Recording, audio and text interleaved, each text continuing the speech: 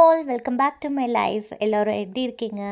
இந்த வீடியோவில் நான் போன வீக்கில் செஞ்சு நல்லா வந்த ஒரு 3 ரெசிபி ஷேர் பண்ணியிருக்கேன். Lunch and evening snacks recipes தான். எப்படி செய்கிறதுன்னு பார்க்கலாமா? ஃபர்ஸ்ட் லஞ்சுக்கு பருப்பும் சிறுகீரையும் போட்ட கடையல். அதுக்கு ஒரு டம்ளர் பருப்பு, ஒரு கட்டு ஃப்ரெஷ்ஷான சிறுகீரை எடுத்துக்கலாம்.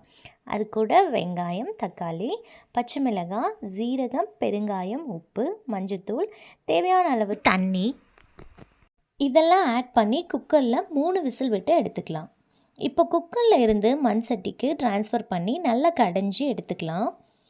தாளிப்புக்கு கடுகு, ஜீரகம், காஞ்ச மிளகாய், கருவேப்பிலை, பெருங்காயம், நல்லா இடித்த பூண்டு இதெல்லாம் போட்டு நல்லா வதக்கிட்டு கடைஞ்சி வச்சுருக்க கீரை கடையல், கொஞ்சம் புளி தண்ணி, உப்பு, மிளகாய்த்தூள் போட்டு கொதிக்க விட்டு எடுத்தால் சூப்பரான கீரை பருப்பு கடையல் ரெடி.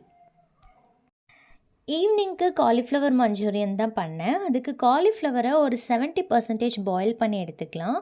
பாயில் பண்ண காலிஃப்ளவரில் 2 ஸ்பூன் கார்ன்ஃப்ளவர், 2 ஸ்பூன் அரிசி மாவு, மஞ்சத்தூள், உப்பு, சோயா சாஸ், பெப்பர் பவுடர் இதெல்லாம் போட்டு நல்லா மிக்ஸ் பண்ணி மேரினேட் ஆக விட்டு நல்லா டீப் ஃப்ரை பண்ணி எடுத்துக்கலாம்.